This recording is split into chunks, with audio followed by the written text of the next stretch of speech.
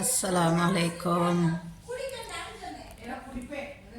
இப்போ நைட்டு சாப்பாடு, மதிய சாப்பாடு இப்போ நைட்டு சாப்பிட்றோம்.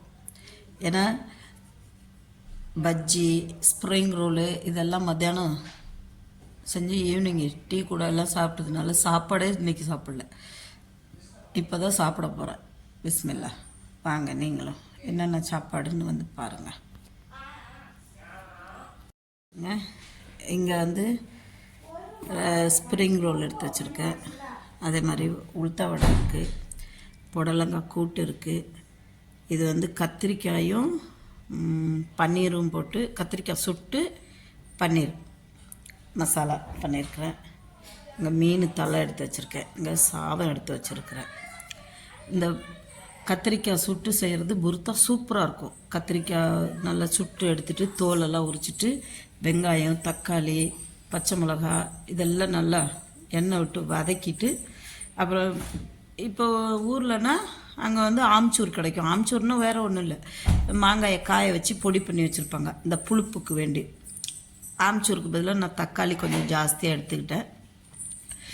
ஆம்ச்சூர் இதெல்லாம் போட்டு நல்லா வதக்கி எடுத்துகிட்டு கடைசியாக தான் இந்த பன்னீரையும் போடணும்.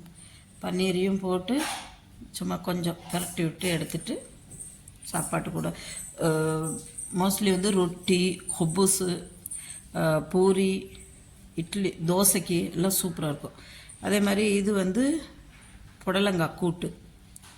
புடலங்காய் கூட்டுக்கு புடலங்காய் பொரிசாக நறுக்கி வச்சிட்டோம்.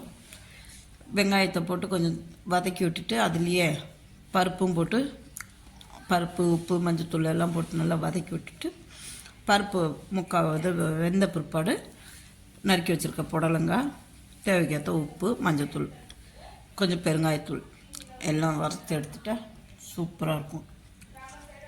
மீன் குழம்பு உங்களுக்கு தெரியும் எப்படின்னு. வாங்க. இந்த புர்த்தா வந்து எங்கள் ஊர் அங்கே வடநாட்டு சைடு தான் ஜாஸ்தி செய்வாங்க. இந்த புர்த்தா கத்திரிக்காய் சுட்டு செய்கிறது தமிழ்நாட்டிலே இருக்குது.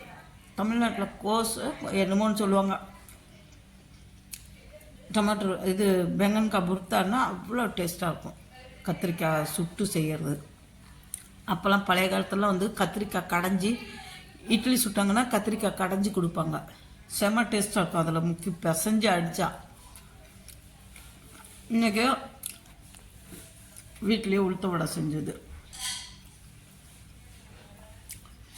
ரெடிமேட்டு ஸ்ப்ரிங் ரோலு, ஆனால் வீட்டில் ஃப்ரை பண்ணிக்கிட்டோம். அதுக்கு இங்கே சட்னி இருக்குது. வாங்க பிஸ்மில்லா சாப்பிட்லாம். பிடிச்சிருந்தா ஷேர் பண்ணுங்கள், சப்ஸ்கிரைப் பண்ணுங்கள், லைக் பட்டனை ப்ரெஸ் பண்ணுங்கள். மறந்துடாதீங்க மிக்சிங் சேனல். தேங்க்யூ.